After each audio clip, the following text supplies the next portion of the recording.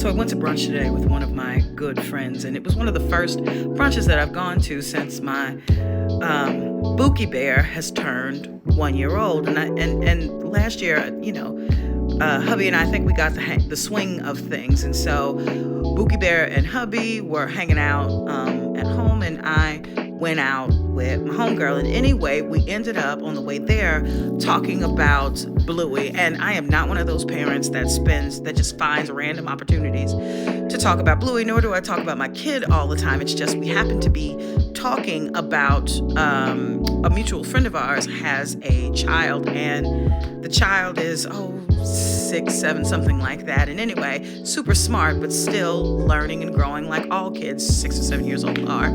And one of the things that they need to learn is time and place and patience. And the example that we were talking through was that one of our mutual friends and her husband were visiting another friend of theirs, and they brought their child. And at the end of that encounter, the child, when they were ready to go, announced that they were ready to go by interrupting their parents and kind of protesting, "It's time to go, let's go."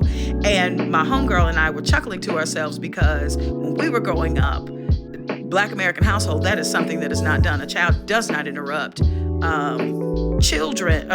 adults for anything, including announcing that you're ready to go. You didn't drive yourself, it just wasn't done. And for me, I don't remember when I learned it. I've known since I was a child that you just don't interrupt adults. And I'm pretty sure I learned the hard way. You can put it together what the hard way is anyhow. But I started to talk about Bluey because, number one, Bluey is one of the few shows that I will actually allow my Bookie Bear to watch, just because a show is made for kids or said it's made for kids doesn't mean it's good for kids these days anyway. It's not like when we were growing up. But in Bluey, there's an episode that, and I can't even remember the exact circumstance, except Bluey, the titular character, is out with her dad, Bandit.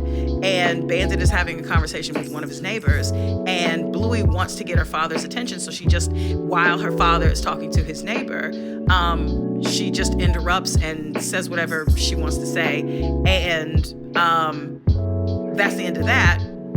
But later, a few scenes later, Bandit very calmly describes, shares with her not only was that inappropriate, but gives her a directive on how to get his attention in the future without interrupting. And I just think that was so cool because as smart and as clever as the cartoons that I was watching growing up, I just don't ever remember any of them as much as they talked about. And they talked about safety, and they talked about emotions to a point, and the fundamentals, of course. I just don't ever remember any of my childhood cartoons talking about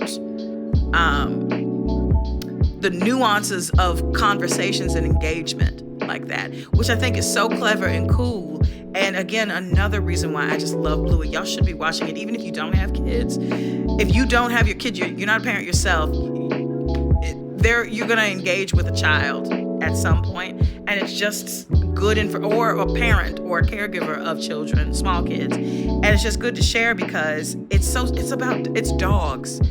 They're literally different dog breeds. All of those dogs exist in the real world. They're different breeds, and I think that's so cool because you can learn real life examples of engaging. And the kids are learning this the kids are learning a lot of stuff from actual dogs that exist, even though it's a cartoon. These dogs exist in real life. They don't talk, but you get my meaning. But then also, not only do those dogs exist in real life, but they're talking about things that these children will encounter in real life. And you really can't buy that. And so there's a lot of cartoons out there that you really shouldn't be watching with your very young children.